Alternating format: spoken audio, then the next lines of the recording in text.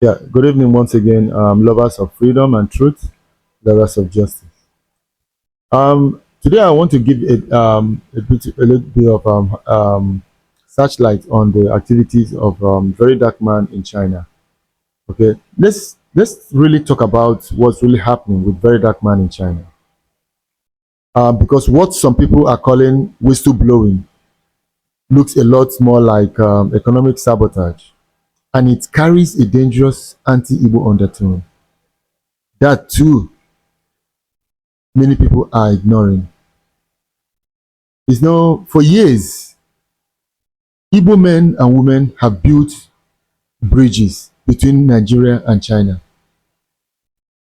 Igbo people started going to China when no one dares go to China because there was a lot of hostilities. A lot of the terrain was very hostile to the black people. And then there was a big, giant, huge language gap, or rather barrier. But they were there when nobody believed in African trade. They went to China with nothing, no connections, no language, no safety net. They built relationships, they earned trust. It's what is the most difficult for you to do with Asians or these Europeans are to build trust. But these Igbo men went there and earned the trust of the Chinese people. They survived racism. We saw some few years back in the early days of their trip to China. We saw a lot of them being bullied and beaten to nothing in China. But now things have begun to change. People can access China as easily as they want. Now they have survived racism. They survived police raids.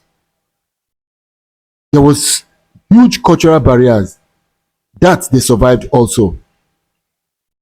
And today, those same Igbo entrepreneurs feed thousands of Nigerian families, importing goods, creating jobs, and sustaining an entire economic ecosystem. Now, here comes a man with a camera, a loud voice, and a huge following of largely youthful Nigerians who either have idea of what the matter is or not. You know, he walks into factories, filming suppliers, exposing networks, and calling it transparency. Now, let me ask, transparency for who? Is it transparency or treachery?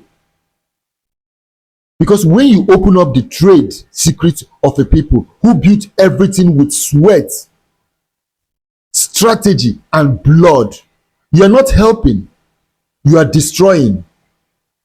Now, let's think about it. These factories and suppliers didn't just appear out of thin air.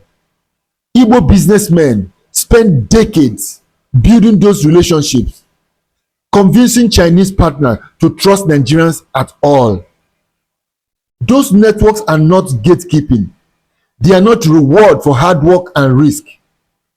Yet, suddenly, someone is online saying, let me show you where they buy their goods. Let me expose them. Let me expose how they do it. Just imagine.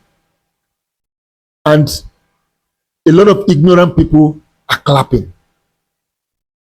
My brother, that's not progress. That is not whistleblowing. That is called betrayal. Betrayal. That is betrayal disguised as empowerment. Because when you destroy the system Igbo traders built, what comes next? Chaos, fraud, and collapse. When supplier information becomes public, the sharks move in. Middlemen create fake contacts. Counterfeit goods flood into the market, and the same people you claim to be helping get burned even worse. That's not reform. That's recklessness. It is reckless. But there is another layer people or folks are too afraid to mention: the tribal undertone. Let me break it down. Why is this that whenever success wears an Igbo name, it suddenly becomes a big problem? When other builds exclusive business model, it's called smart strategy. We have seen a lot of people from other tribes in the oil industry making billions and billions of dollars, cutting corners and doing all sorts of things. Nobody has questioned them. VeryDarkMan has not bothered. We all know what is happening in the cement industry. He has not bothered, because these are not Igbo men. But when Igbos do it, it's monopoly. They call it greed or wickedness. Can you see the pattern?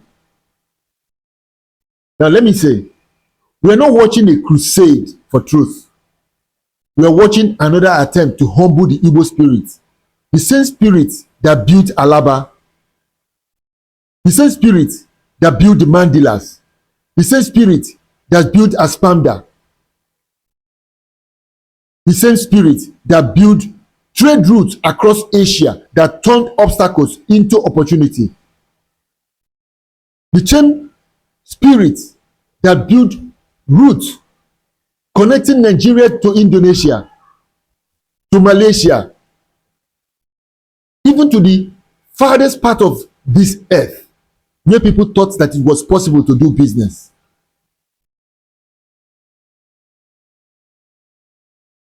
Like I said before, this is not a crusade for truth. These are causing obstacles, and Igbo have always turned these obstacles into opportunities. And let me give you the saddest part of it all. Many of the people cheering VDM don't even realize they are celebrating the slow death of the Igbo business legacy. The legacy that fed their homes, built their towns, sponsored their education. When you destroy the source, the stream that runs dry from everyone, no one is saying we shouldn't expose fraud or corruption. But there is a difference between fighting fraud and fighting success. If you truly want to help teach the people how to do clean business, don't burn down the house of those who are already built one. So let's call it what it is. Let's call what VeryDarkMan has done in China his China mission. It isn't about helping Nigerians. It's about chasing clouds, tearing down what he doesn't understand, and feeding a narrative that the Igbo man's success must always be explained, exposed, or erased. But history has shown the Igbo spirit doesn't die. It rebuilds, it reinvents, it survives.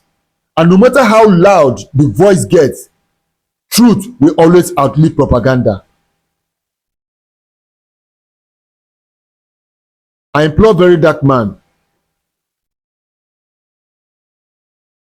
to put maturity before him, to allow maturity to take over what he's doing, because as he goes in and out, I do not see anything he's doing that makes sense, because he does not really start a fight and finish any.